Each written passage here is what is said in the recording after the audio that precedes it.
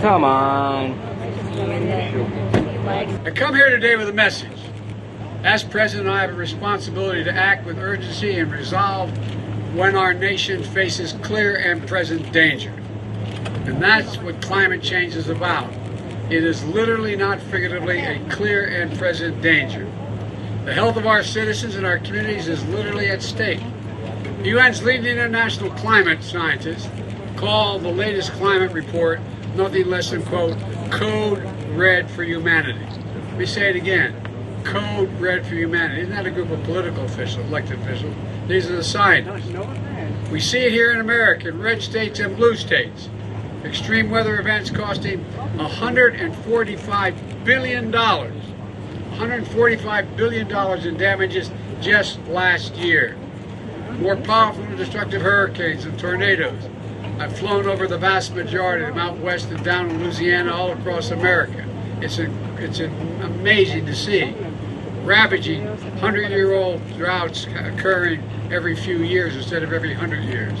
Wildfires out west that have burned and destroyed more than 5 million acres. Everything in its path. That is more land than the entire state of New Jersey from New York down to the tip of Delaware. It's amazing. 5 million acres. Our national security is at stake as well. Extreme weather is already damaging our military installations here in the States.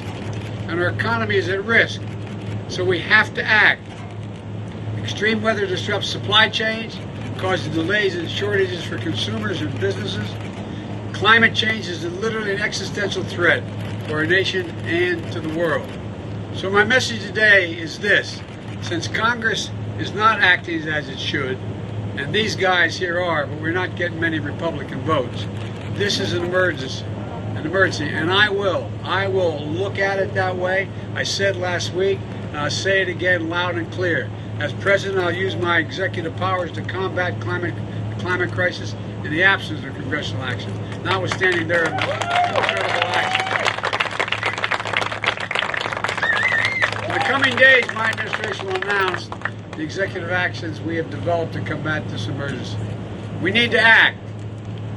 Just take a look around. Right now, 100 million Americans are under heat alert. 100 million Americans. 90 communities across America set records for high temperatures just this year, including here in New England as we speak. And by the way, records have been set in the Arctic and the Antarctic. Temperatures that are just unbelievable, melting the permafrost. It's astounding the damage that's being done. And this crisis impacts every aspect of our everyday life. That's why today I'm making the largest investment ever, $2.3 billion, to help communities across the country build infrastructure that's designed to withstand the full range of disasters we've been seeing up to today. Extreme heat, drought, flooding, hurricanes, tornadoes. Right now, there are millions of people suffering from extreme heat at home. So my team is also working with the state to deploy $385 million right now.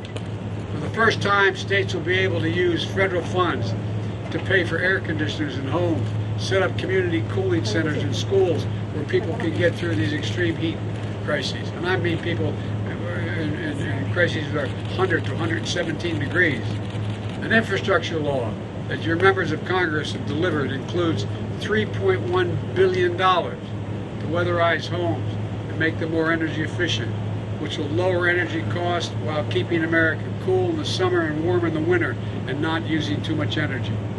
My Department of Labor, led by a guy named Marty Walsh, he talks funny, he's a hell of a guy. But all kidding aside, Marty was a great mayor, and I know he knows how to get a job done. And he's doing two things for me. First of all, Secretary of Labor, he's developing the first ever workplace standards for extreme heat, saying under these conditions that hit this, you cannot do the following. You cannot ask people to do something. Second, he's sending folks out from the Labor Department to make sure we hold workplaces and to those standards that are being set. They've already completed over 500 heat-related inspections of workplaces across 43 states. At the end of the day, it's going to save lives. Now, let me tell you why we're here at Great Point.